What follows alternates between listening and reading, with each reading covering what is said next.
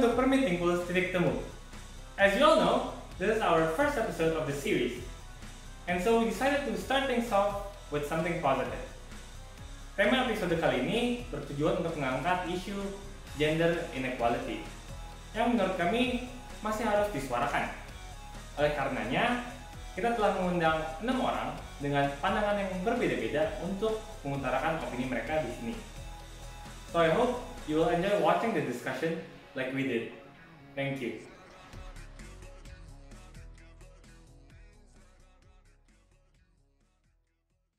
Hai semua, nama aku Valerie. My stance is feminism. Hi, my name is Justin and I stand for men's rights. Hi semuanya, my name is Stella and I'm here to stand with feminism as well. Halo, gue Vincent, jadi gue men's right. Halo, my name is Monica dan my stance juga feminism.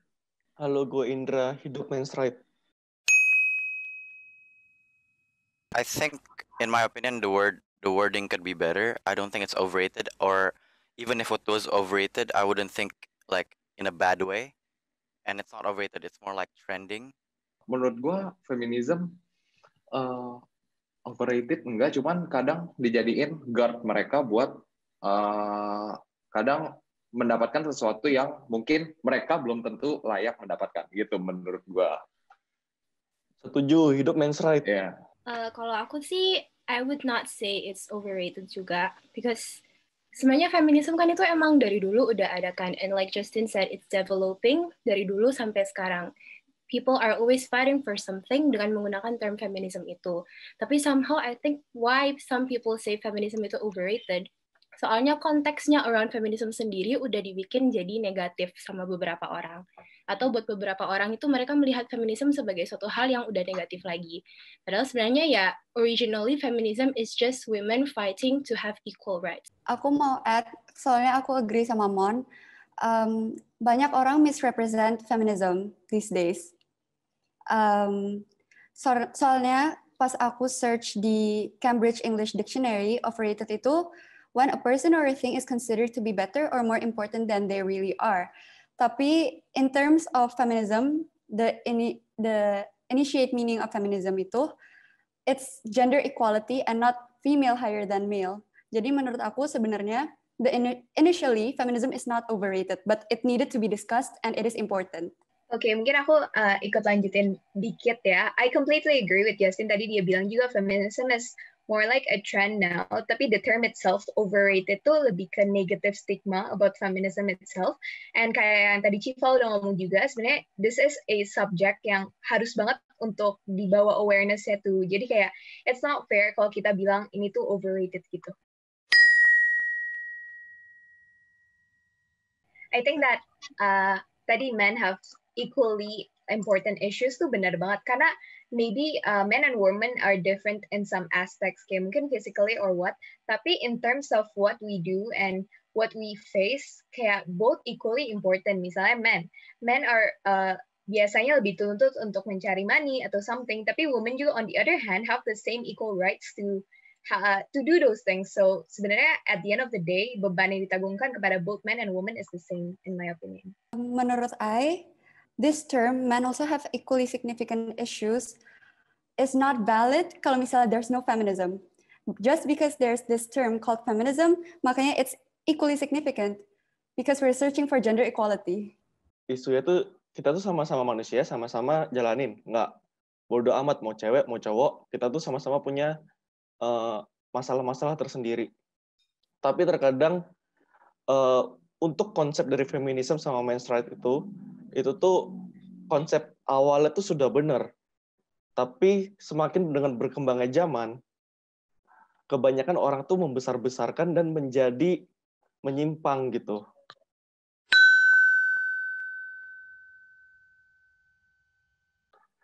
Sebenarnya inequality di karir itu juga ya banyak sih cewek yang merasakan. Tapi kalau menurut gua itu tuh lebih ke dulu dan masih membekas ke sekarang. Nah, sekarang berarti saatnya sekarang cewek itu gimana sih nunjukin kemampuannya? Masa dari dulu sampai sekarang masih belum bisa menunjukkan kemampuannya sampai biar mendapatkan hak yang serupa di karir. Ya menekan dikit lah yang kaum feminisme. Jadi kalau menurut gue tuh sebenarnya haknya itu ada, tinggal gimana cara cewek membuktikan bahwa mereka memakai haknya itu dengan sebaik-baiknya. Soalnya kalau dibandingin sama dulu banget, sekarang tuh udah jauh beda banget. Sekarang haknya tuh udah hampir equal, tapi dalam pelaksanaannya masih terlihat kurang unequal. Kayak gitu sih kalau menurut gua. Oke, jadi Indra kan bilang soalnya haknya udah ada, tapi cuma belum proof gitu kan? Apa sih bahasa Indonesianya? Ya belum menunjukkan aja gitu. Tapi kalau dari aku personally, menurutku sebenarnya bukan cewek itu nggak ada kesempatan untuk menunjukkan, tapi tidak diberi kesempatan. Jadi karena persepsi orang-orang itu banyak yang masih bilang kayak, misalnya ya, especially dalam karir, misalnya posisi-posisi yang lebih tinggi itu biasanya masih cowok-cowok. Lihat government-nya kita aja, posisinya kita tuh cowok-cowok kan masih rata-rata posisi government yang tinggi-tinggi masih dipegang oleh pria. Dan itu udah melengket banget di persepsi masyarakat Indonesia. Jadi biarpun mungkin ada cewek yang membuktikan, mereka itu bisa sebenarnya, dan mereka udah dengan cara apapun membuktikan, tapi tetap di mata orang itu karena mereka itu cewek, akhirnya jadi nggak diterima gitu loh. Jadi, I think juga it's a matter of perception sih akhirnya. Dan kadang-kadang kita memang nggak diberi kesempatan aja. I don't know how to say it, cuman kayak men itu selalu dilihat dari capabilities, while women nggak selalu dari capabilities. Karena men is higher in hierarchy, and they have this power, but not for wage gaps. Ya mungkin kayak kita udah ada statement as a woman, misalnya Megawati jadi presiden. Tapi we can't deny the fact that kesempatan itu jauh lebih kecil daripada kesempatan cowok-cowok yang ada di, contohnya aja pemerintahan sekarang. Kayak kalau kita lihat jumlah DPR sekarang aja jauh beda banget kan. Like women and men tuh beda. Ya mungkin ada kesempatannya, tapi kayak yang tadi udah dibilang juga, dari persepsi orang terhadap women itself, yang kayak tadi Cival bilang juga tuh, emang dari dulu kayak gitu. Terus kalau dibilang, we're not making anything to change that, enggak juga. Karena this is the term feminism. We are trying to make gender equality juga kan di sini. Jadi sebenarnya emang ada aja disadvantage for women yang walaupun mungkin kita dikasih kesempatan, tapi karena stigma yang udah beredar tentang women and men, jadinya kayak tetap unfair gitu. Sekarang pertanyaan gue satu, kesempatan itu ditungguin apa dicari? Apa diusahakan? Nah itu yang pertama. Terus yang kedua, sekarang persepsi kalian sekarang aja masih kayak gitu. Kalian belum mendapat kesempatan. Persepsi kalian udah, menurut gue tuh udah salah. Seharusnya persepsi itu bukan mendapatkan kesempatan. Bagaimana kalian mencari kesempatan itu dan memperjuangkan kesempatan itu. Contohnya kayak men's right, kita perjuangkan men's right. Walaupun nggak ada kesempatan di sini, kita perjuangkan men's right. Ya, aku mau nambah aja ya. Jadi when I say perception, itu sebenarnya aku itu based on my own understanding, benar. Tapi my own understanding itu juga berdasarkan from what I see around me. Aku sendiri pernah dibilangin sama cowok, ngapain lu belajar susah-susah, kan nanti juga bisa bantu dapur aja. Dan term kayak gitu itu masih sering loh kita dengar. Aku sering lihat di sosial media, di mana, ngapain sih belajar, ngapain apa, lu jadi ibu rumah tangga aja, atau nggak kayak gitu. Dan hal-hal kayak gitu yang aku bilang persepsi masyarakat terhadap kayak kesempatannya atau women in career gitu-gituan itu yang bikin jadi kesempatan cewek women sendiri itu jadi kayak ya dikit gitu loh, not equal to men's right.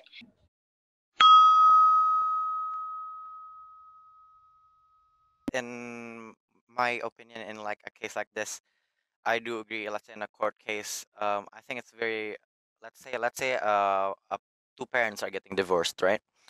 And then there's a kid involved. Let's say who gets custody of the kid, and it's always natural. I think it's natural to everyone that the mom gets the kid. It's natural. It's just like it's, I don't know how, but it's like in the back of our heads. Oh, it's better if the mom gets the kid anywhere. Even um life experience, my parents are together and I live with my mom. My mom has told me that, oh, anak seharusnya sama mamanya, like that. So, and that's coming from my mom. And in my opinion, that let's say what if the mom isn't necessarily the best choice for the kid? What if the dad is the better choice? Sebenarnya simple sih jawabannya. Sekarang aja kita lihat Indonesia. sekarang ada Komisi Perlindungan Anak dan Perempuan. Laki-lakinya mana?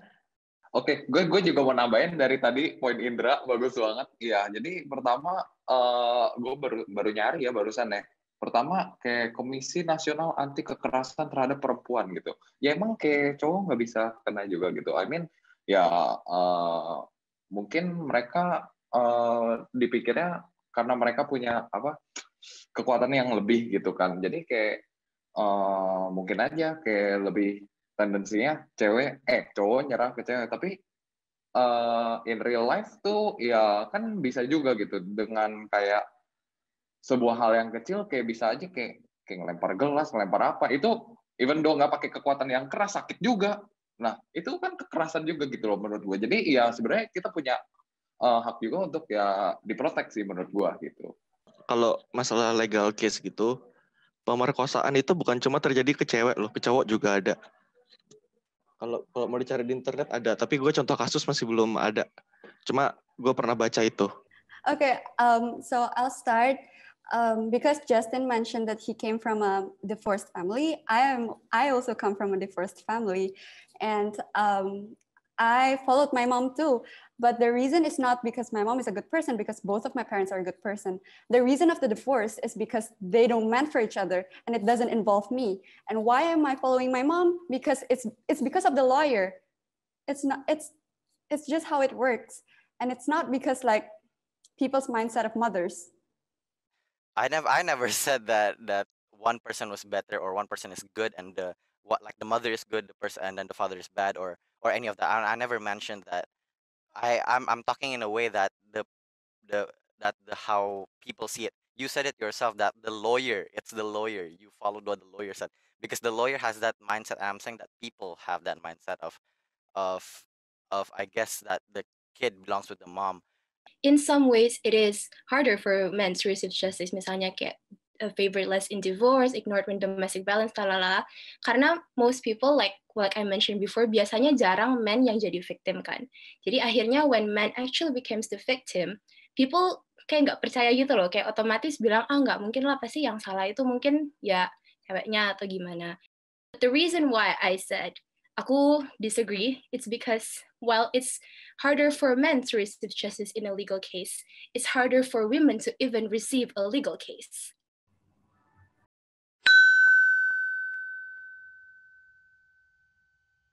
Jadi aku baru belajar ini semester lalu.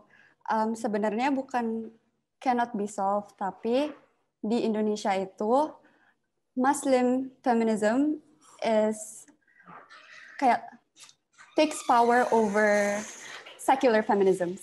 Iya, menurut gua ini sampai sekarang aja masih abu-abu banget untuk gender equality itu sih. Jadi gitu pendapat gua. I don't think it's possible for us to ever reach a point di mana betul-betul benar-benar gender equality banget, because like Val said, like Vincent said, sebenarnya variable-variabelnya itu sangat banyak. Dan salah satu yang di Indonesia, it happens to be religion. Karena religion dan juga culture, so many of these things itu sebenarnya juga affect perception of women's positions, women's roles, and also men's positions and roles. Now, I agree with what you guys have been saying, that we will never find that perfect equal, because in the end of the day, life or humans are I think it's kind of natural for us to brew conflict, and I mean if we were to be like in a stalemate forever, I guess you can say it's a bit boring. I think like let's say life is just a constant up. It's boring. That's why people say life is a roller coaster, because it goes up and down. And that's, I think, what makes life kind of. So yeah, I agree that we will never find a middle ground in ever. Mungkin kita nggak akan nyampe sebuah balance point di mana it will stay there forever, tapi kayak we can at least get close to it, in my opinion. Kayak misalnya 100 years ago, I don't think women are this free to go to uni, this free to go to as much as like kita bisa jalan-jalan, bisa belajar, menuntut edukasi, terus kayak menjabat jabatan-jabatan yang ada sekarang. I don't think it like ada perubahannya gitu. Terus kayak in the next 100 years, I mean, we never know what could happen. Terus kayak with the support of people right now about feminism, I think possible aja bisa naik ke atas itu. Well, that's the end of our discussion for this episode, guys. I'm sure we can all agree that both sides touched on relevant aspects of this topic, and everyone really did such an amazing job on addressing and explaining their opinions deliberately.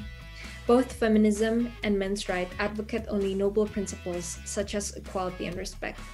Despite differing opinions, at the end of the day, all we desire is the best growth of mindset for our generation.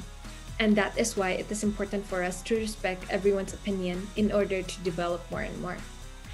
We hope you've enjoyed our first ever episode of Titik Temu. Please leave us a comment below to tell us your favorite part of our discussion today. It would also mean a lot to us if you can like and subscribe. See you in our next exciting video. Bye!